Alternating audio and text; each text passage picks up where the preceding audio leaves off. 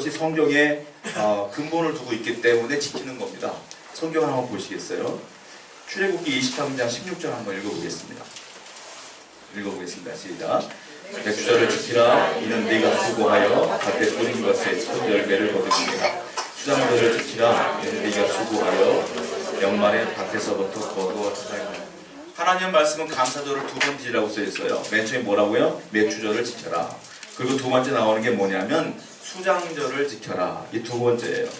수장절은 장막절이라고도 해요. 근데 수장절이 뭐냐면 우리가 추수감사절로 드리는데 성경에는 수장절로 나와 있단 말이에요. 왜 맥주절은 정확히 지키는데 왜 수장절을 쓰지 않고 추수감사절로 했을까요? 그 이유는요, 우리나라가 선교 처음부터 자생적으로 하나님을 믿는 나라가 아니잖아요. 선교사님들이 오셨단 말이에요. 그 선교사님 누구냐? 미국에 있는 분들이 오셨어요. 미국에는 추수감사절이 굉장히 큰 명절이에요. 1620년도에 영국 청교도들이 아메리카 내륙에 상륙을 해서 집을 짓고 교회를 짓고 학교를 지으면서 농사를 지었단 말이에요. 그 농사를 짓고 처음으로 추수한 것들을 거둬들이면서 원주민한테 인디안들과 함께 예배를 드려요. 예배를 드리면서 감사절을 지켰어요. 그게 뭐냐? 추수감사주일이란 말이에요. 미국 선교사님들이 오셔가지고 우리나라에서 이제 수장절을 지켜라 이 부분에 있어서 본인들이 지켰던 추수감사절을 지키도록 한 거예요. 그러다 보니까 우리 대한민국의 모든 교회들은 추수감사절을 지키는데 미국과 같은 형식의 예배를 드린다. 그러나 그건 역시 성경에 기초한 것이다 라는 거예요. 그러니까 여러분 이상하게 생각하시면 안 되고 이것도 수장절을 지키는 것이구나 라고 생각하시면 돼요. 그래서 1년에 두 번의 감사절을 지키게 됩니다. 그렇다면 궁금한 게 있어요. 뭐냐면 하나님께서는 왜 이렇게 감사에 관한 것들을 강조했을까요? 1년에 두 번이나 왜 지키라고 했을까요? 그리고 또 하나의 질문이 있는데 그러면 하나님 믿었던 우리의 믿음의 선조들은 이 감사절을 왜 그렇게 잘 지키며 우리에게도 계승하라고 이야기하고 있을까요? 답은 하나예요. 감사가 중요하니까. 하나님 보실 때도 감사가 중요하니까 그렇게 지키도록 명령했고 그리고 많은 믿음의 사람들은 그 감사를 지키며 살아온 거예요. 한마디로 말하면. 그렇다면 작은 결론이 나와요. 무엇일까요? 신앙과 감사는 일맥상통하는 거예요. 다른 말로 말하면 감사하는 사람은 신앙이 좋구나. 신앙이 좋다고 말하는데 감사함이 없다? 신앙이 안 좋은 거예요. 즉 감사는 신앙의 척도다. 이렇게 볼 수가 있어요. 하나님께서 이렇게 명령하셨기 때문에. 자, 사람들이 오해하는 것 중에 하나가 있어요. 뭐냐면 환경이 좋아지면 감사가 자연스럽게 될 줄로 알아요. 많은 분들이 환경이 어려운 가운데 있거나 되어지는 일이 잘 안 되면 늘 하시는 말씀이 그거예요. 내가 조금 더 나아지면 하나님께 더 많은 것들을 드리고 조금 더 나아지면 저도 감사할 거예요 라고 말하는 경우가 있어요. 그건 참으로 오해입니다. 오해. 왜냐하면 감사는 환경의 조건에 구애받지 않아요.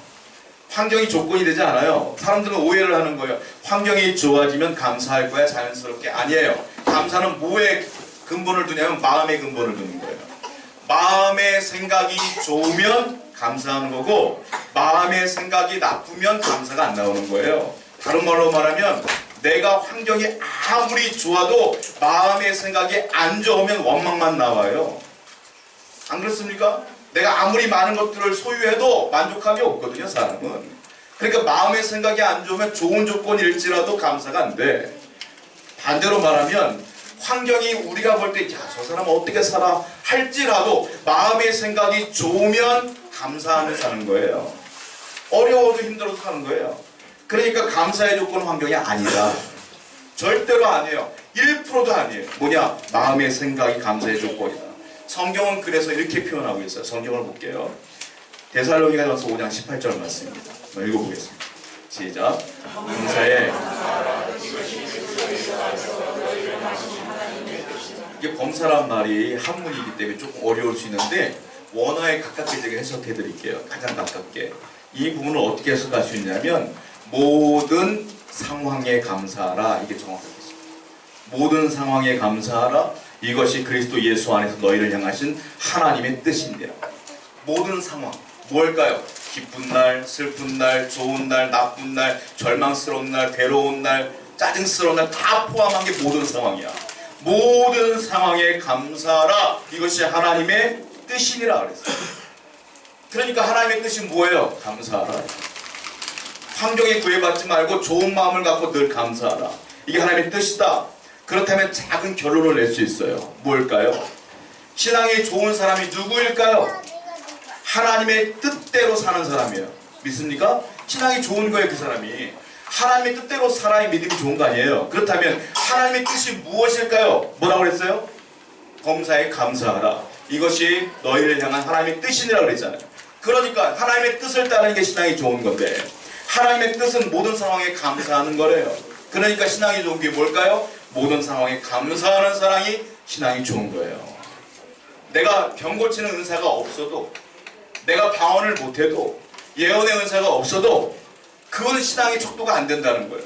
신앙의 척도는 뭐냐? 어떤 상황에서도 감사할 수 있다면 그분은 신앙이 좋은 거예요. 여러분, 신앙이 좋아지기를 축원드립니다. 더 좋아지기를 축원드립니다. 이게 하나님의 뜻이라는 거예요. 자, 그러면서 하나님께서 뭐라고 말씀하시냐면, 신앙이 좋은 건 감사이기 때문에 반대로 말하면 하나님은 그렇게 말씀하세요. 불신자들에게도 특징이 있대요. 하나님 안 믿는 사람에게도 특징이 있대요. 그 특징이 여러 가지겠지만 특별히 하나님은 성경에 뭐라고 말하고 있느냐면, 감사하지 않는 게 불신자의 특징이다라고 말해요. 성경을 보겠습니다. 로마서 1장 21절 말씀. 로마서 1장 21절 말씀 같이 한번 읽어볼게요. 시작. 하나님을 알되 그 생각에 허망하여지며 미련한 마음이 어두워졌나니. 잘 보세요. 하나님을 알되, 여러분 불신자들은 하나님을 알까요? 모를까요? 그냥 표면적으로 대답하면 모르죠. 모르니까 안 믿는 거죠. 아니에요. 알아요. 하나님 알아요. 다. 하나님 아는데 우리가 믿는 하나님만 안 믿는 것뿐이에요. 신의 존재는 다 알아요. 다들. 왠지 아세요? 여러분 보세요. 희한한 게 있잖아요. 이 땅에 태어났는데 내가 숨이 그냥 쉬워져. 산소가요 만들어지는 겁니까? 만들어지는 거 아니잖아요. 내가 태어나니까 있었잖아요. 그때는 몰랐지. 살다 보니까 어느 날 생각을 하다 보니까, 야, 이 산소가 왜 이 지구에만 있을까? 야, 과학을 배워보니까 나무가 산소를 뿜는다네. 그 나무가 있어서 그런가? 나무가 없어도 있어요. 보세요. 우리 집안에 나무가 있습니까? 없잖아요. 근데 산소가 있어. 사람들이 그때 고민하는 거예요. 신이 있나? 그리고 참 희한한 게 있잖아요. 태양과 지구의 거리가 일정해. 만약에 가까우면 지구가 다 타 죽는데요. 멀어지면 다 얼어 죽는데요. 근데 일정해. 일정하니까 사계절이 있고 식물이 자라고 사람들이 살아. 어느 날 갑자기 문득, 저는 10대 때 그런 고민을 했거든요. 나는 물론 어릴 때부터 예수를 믿었지만 머리가 좀 큰 다음에 생각해 보니까 이런 생각이 드는 거예요. 아니, 어떻게 이것이 하루도 빠짐없이 일정할까?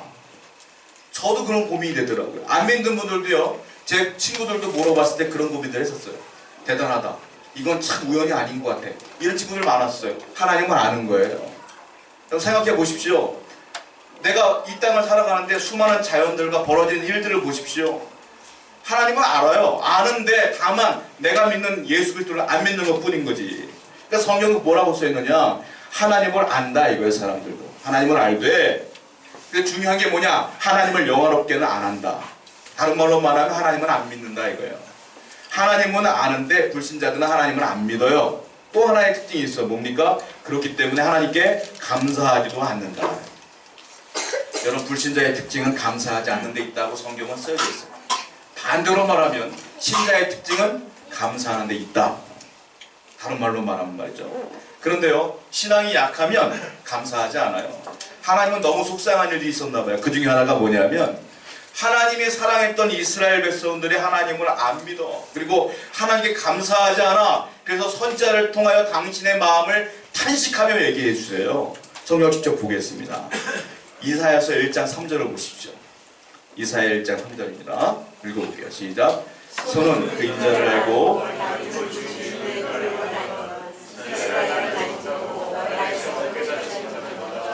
이스라엘이 누구예요? 하나님이 선택한 선민 아닙니까?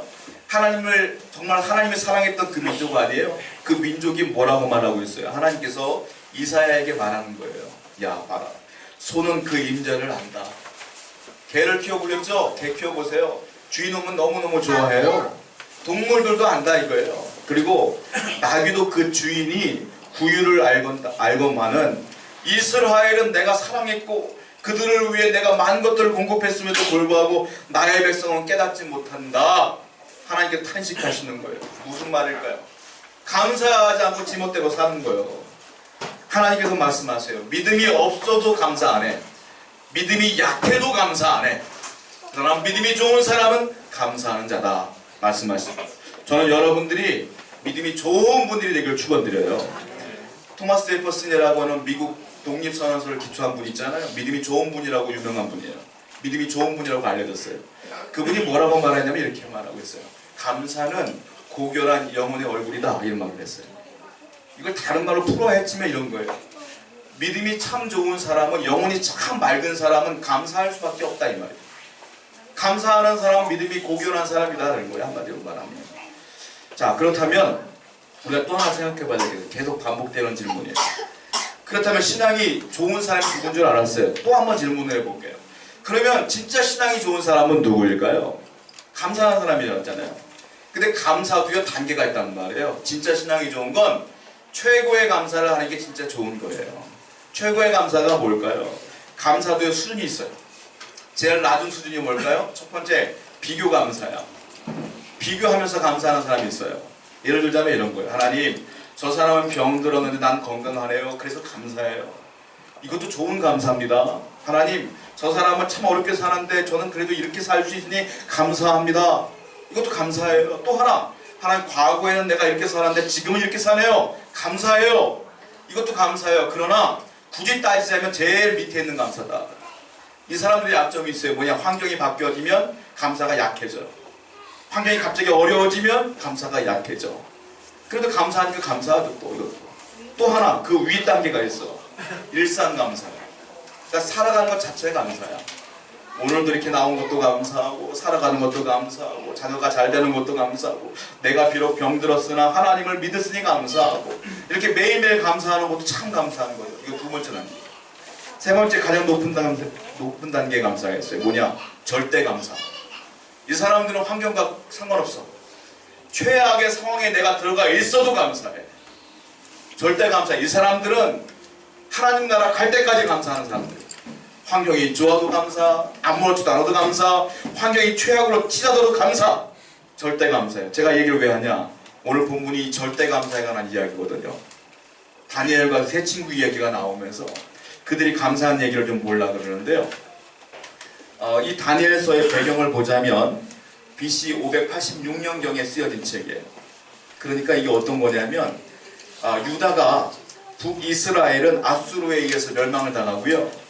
그리고 남유다는 바벨론에 의해서 멸망을 당해요. 바벨론은 지금으로 말하면 이라크예요. 이라크가 이제 유대인을 친 거야.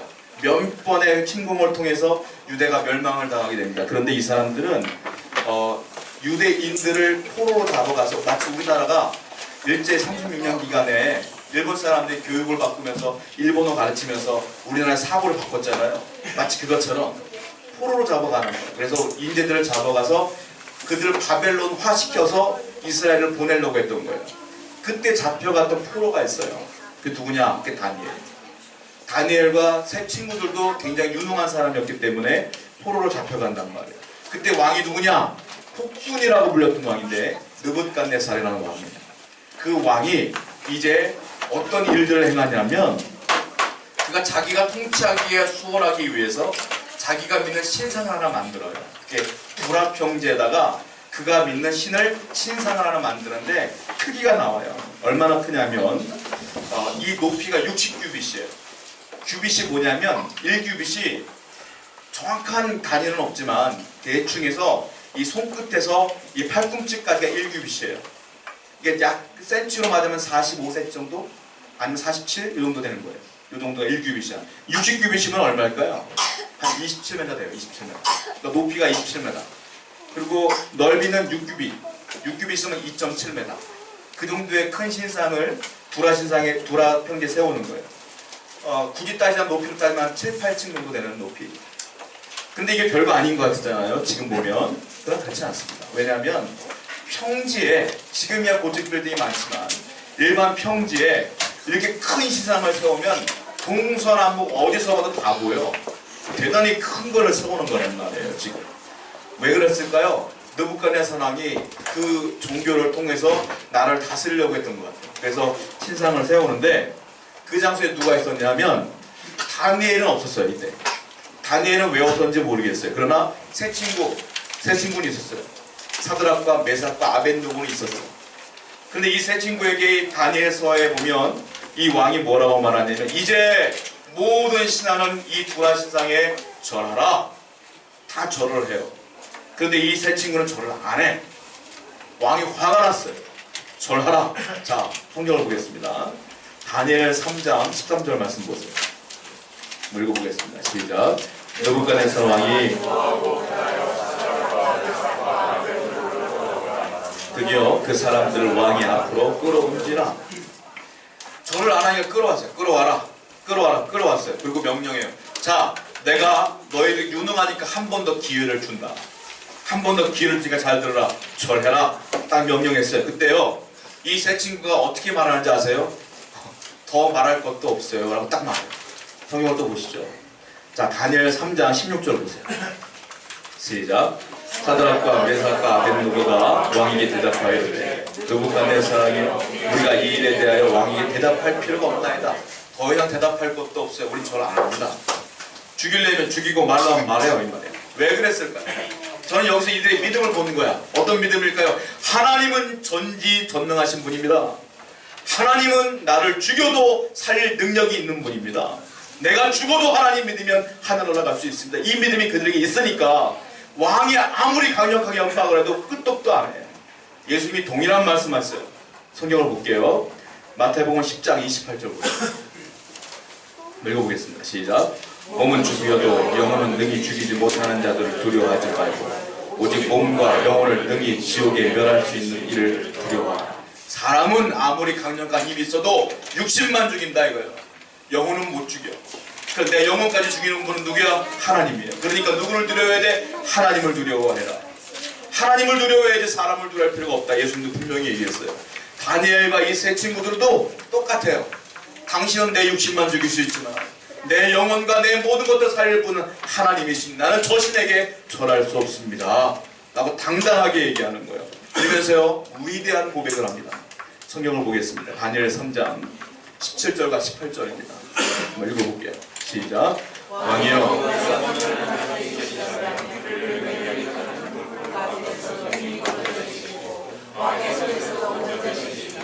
그렇게 하지 아니하실지라도 왕이 세우신 금신상에게 절하지도 아니할 줄 알아서. 18절에 보면 되게 유명한 말씀인데 이게 개역 개정판으로 바꾸면 말이 좀 바뀌었거든요. 옛날에 개역 한글판에서는 뭐라고 말했어요? 그리 아니하실지라도. 이게 부분이에요. 그리 아니하실지라도 왕이여.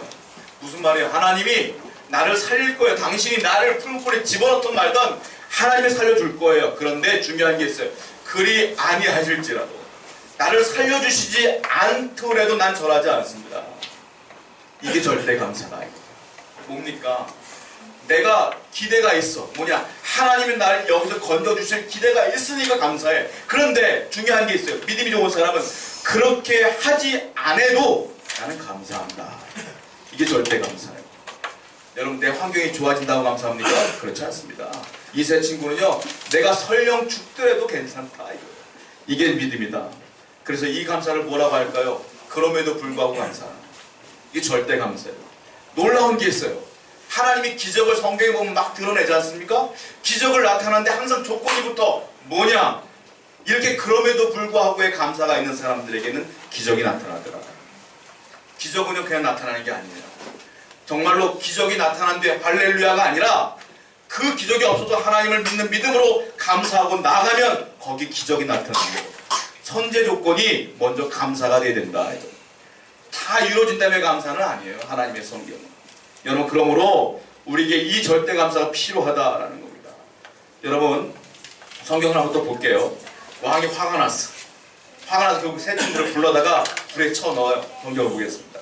다니엘 3장 22절 23절입니다. 읽어볼게요. 시작. 왕의 명령이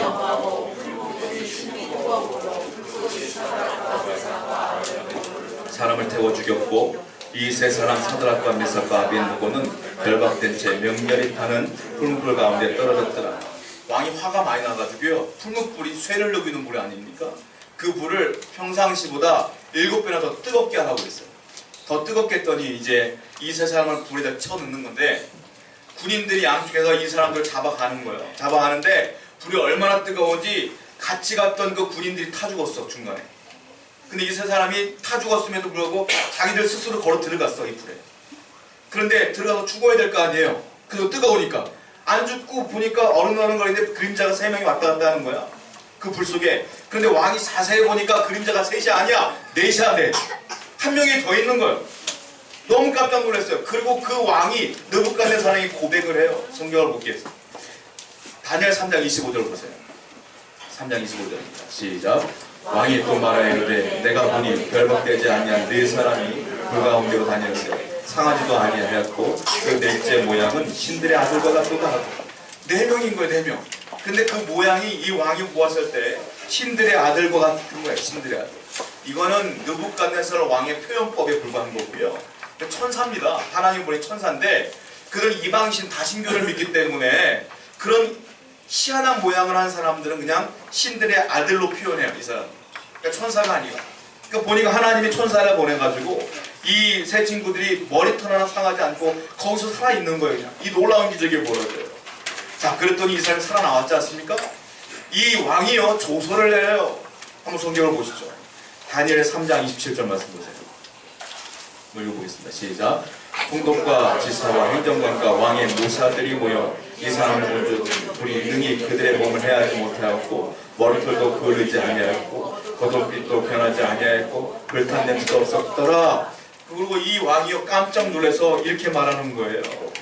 야, 이제 이들이 정말로 믿었던 신이 진짜 신이구나 라고 왕이 인정하면 조서를 내려 뭐라고 말하냐면 온 백성들아 이들이 믿는 신을 믿어라. 오히려 이 세 사람이 전도한 게 아니라 왕이 전도해. 왕이. 그래서 이 사람들은 승승장구해서 오히려 더 높은 자리로 올라가게 되는 놀라운 기적을 체험하게 됩니다. 보시죠. 다니엘 3장 30절입니다. 시작.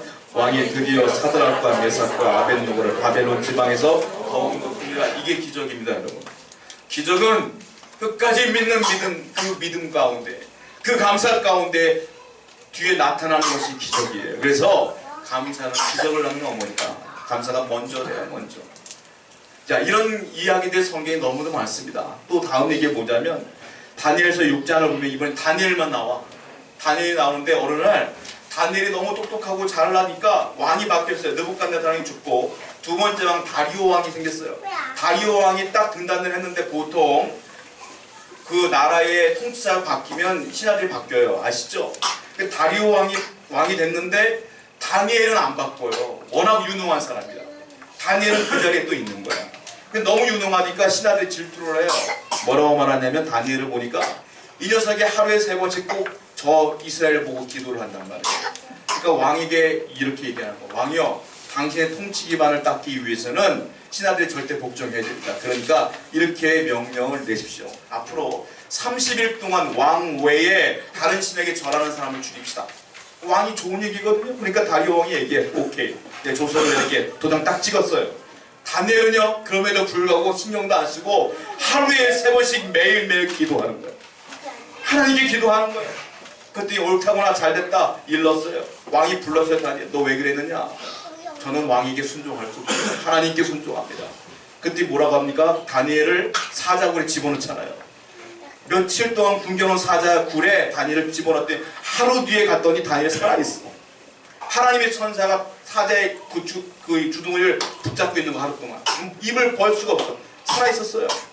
그리고서 다니엘을 보면서 이 다니엘이 뭐라고 말해? 똑같이 얘기해요. 너의 하나님이 진짜 하나님이구나.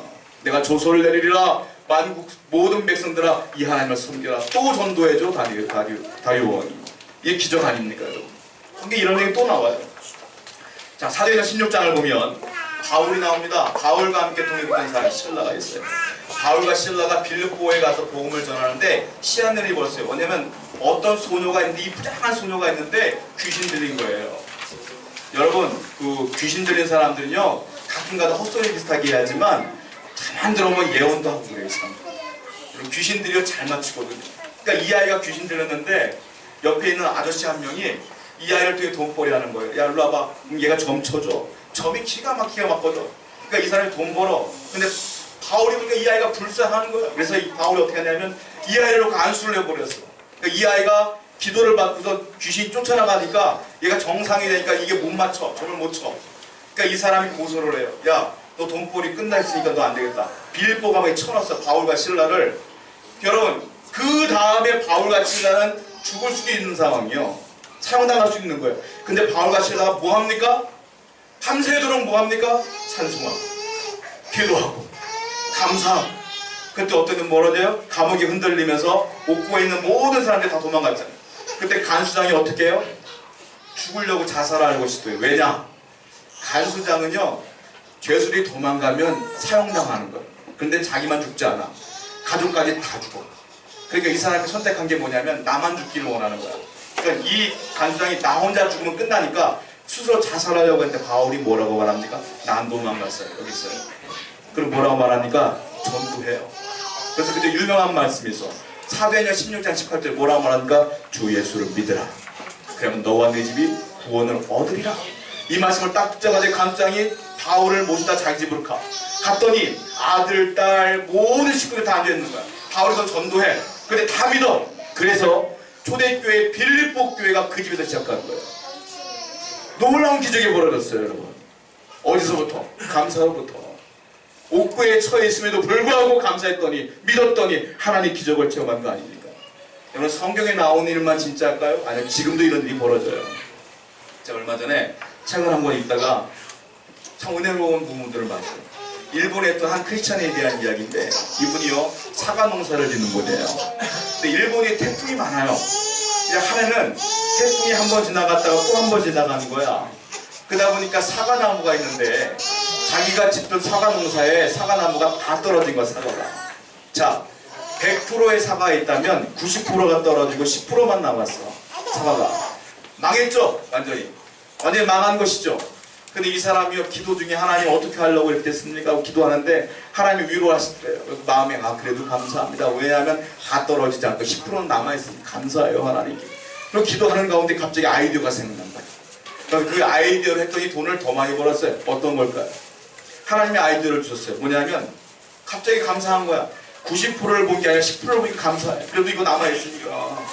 근데 하나님께서 어떤 아이디어를 주냐면 이런 거예요. 그때가 때마침 일본의 그 젊은 친구들이 대학 시험을 그치게 됐대요. 이 하가나보다 라벨을 하나 붙였어요. 뭐냐면 이 태풍에 떨어지지 않는 사과, 절대 떨어지지 않는 사과.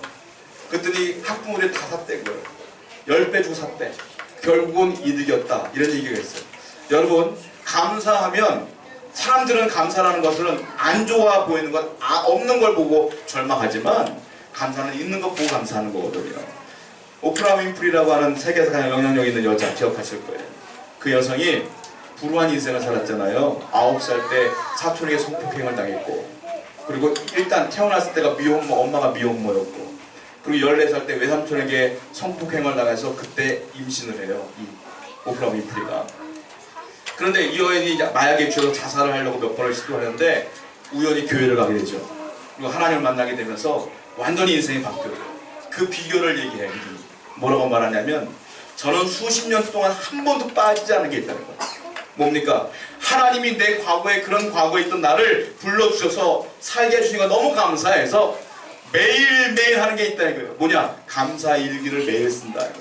하루에 매일매일 감사한 걸 쓰게 보니까 삶이 기쁘고 감사하더라. 여러분, 이런 기적들이 지금 나타난다 이거예요. 가까운 데서 찾아볼까요? 우리나라 분들 가운데에 유명한 분 있잖아요. 이지선 씨라고. 지선아 사랑이라는 책이 있었잖아요. 그분이 이화여대 출신이신데 2000년도에 학교에서 이제 집으로 가다가 차 운전하고 가다가 음주운전 그 차량에 사고를 나요. 그러면서 이 차가 전부 다 전소되어집니다.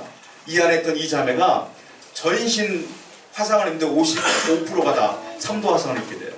수술을 여러 번 해서 다 고침받게 되는데 얼굴은 하나도 안 고침받았어요. 얼굴 보신 적 있으세요?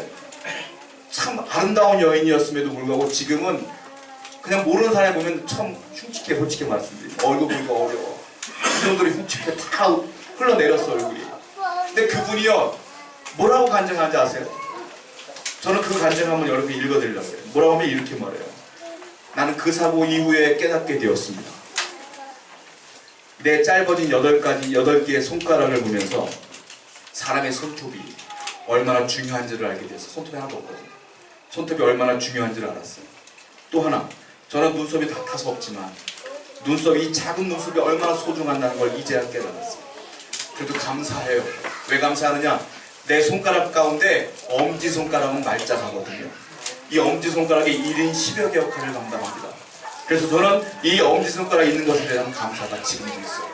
이분이 그래서 열심히 포기하지 않고 공부를 해서 미국 UCLA에 들어가셔서 사회복지를 공부를 해서 박사학위를 받고 이번에 제가 알기로는 한동대학교의 교수로 임용된 걸로 제가 알고 있어요. 하나님의 은혜가 있어요. 여러분, 저와 여러분들에게 주신 은혜가 있어요. 그 은혜를 보시는 분들은 감사해요. 없는 것들을 보니까 불행한 거예요. 여러분, 오늘 이 말씀을 통해 기억했으면 좋겠어요. 하나님은 감사하는 자를 기뻐하십니다. 저와 여러분들이 그런 믿음의 소유자가 되기를 다시 한번 축원드립니다.